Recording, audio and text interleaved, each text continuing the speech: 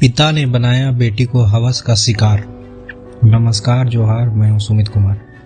जी हाँ, जो मैं कहानी आपको सुनाने जा रहा हूं, हालांकि ये कहानी नहीं, एक सच्ची घटना है। 20 नवंबर और 21 नवंबर की घटना है ये, लेकिन मैं आपको एक कहानी के तरीके से समझाने और सुनाने जा रहा हूं, और साथ ही साथ मैं आपको बताऊंगा कि क्या हुआ क्या नहीं हुआ। पूरी कहानी डिटेल्स में चलिए सुनते हैं। पिता ने किया अपनी बेटी के साथ दुष्कर्म।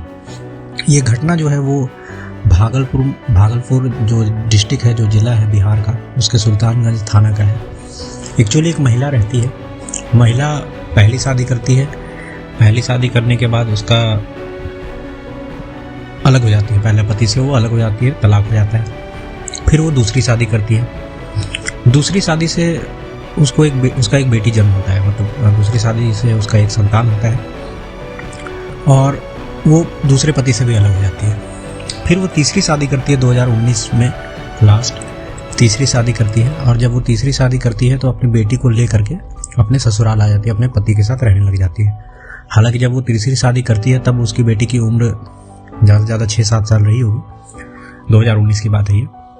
फिर वो अपने पति के साथ रहने लगी, नए पति के साथ, अपने तीसरे पति के साथ ठीक ठाक अपने गांव में सुल्तानगंज में रह रही थी। सुल्तानगंज के गांव में, भागलपुर डिस्ट्रिक्ट जिला में अच्छे से रह रही थी। अभी पिछले रक्षाबंधन की बात है। रक्षाबंधन के टाइम वो अपने मतलब मायका गई अपने भाई लोग को राखी बांधने। राखी बांध के कुछ दिन हुआ ही था कि दुर्गा पूजा के आसपास उसका पति जो है ससुराल आ गया। बोला कि मैं अकेले घर में रह रहा हूँ, मैं बोर हो रहा हूँ, सो मैं एक काम करता हूँ, अपनी बेटी को ले करके चला जाता हूँ। तुम आराम से यहीं पे ससुराल में रहो, फिर तुम्हारा जब मन लगेगा, तुमको जब वापस आना होगा तो आ जाना। ये बोल करके वो अपनी बेटी को वापस ले आया। उसकी पत्नी भी समझी कि ठीक ही बोल रहा है पति मेरा, शायद अकेले बोर हो रहा होगा तो बेटी को ले जाना चाहता है। तो अब बाप बेटी का रिश्ता है तो वो कुछ बोली नहीं, वो जाने दे दी उसको। वो फिर अपनी बेटी को लेकर के आ गया वापस अपने घर।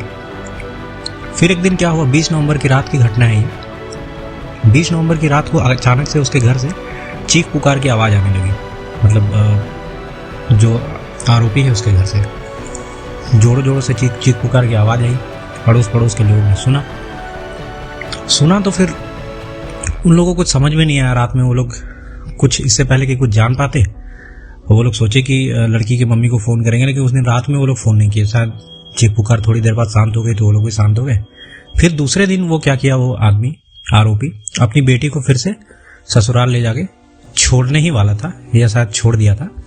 तभी उसके अड़ोस पड़ोस के मोहल्ले वालों ने उसकी मम्मी को फ़ोन करके बोला कि ऐसा बात है, रात में तुम्हारे पति के घर से या रूम से काफ़ी जोर से चीखने की एक लड़की की आवाज़ आ रही थी।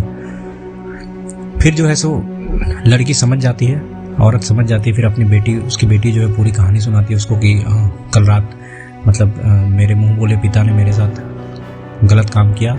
रात में 3-4 बार मेरे साथ गंदा काम किया इन्होंने। और फिर सारा बात वो बताती है अपनी मम्मी को। फिर उसकी मम्मी पुलिस से शिकायत करती है, और शिकायत के FIR के तौर पे दर्ज पे फिर उस आरोपी लड़की के पिता, मुंह बोले पिता कह सकते हैं, और हफ्सी को, मतलब जंगली जानवर को, फिर गिरफ्तार कर लिया जाता है। अभी वो कानून की गिरफ्त में है, उसे जेल भेज दिया गया है।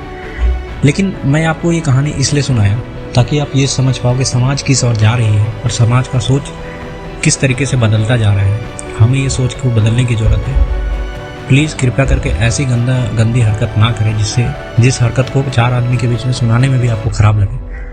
हर एक रिश्ते का एक लिमिटेशन है, हर एक रिश्ता का एक एक तय सीमा होती है। उस सीमा को ना लांघें, वरना कोई किसी पे भरोसा नहीं कर पाएगा।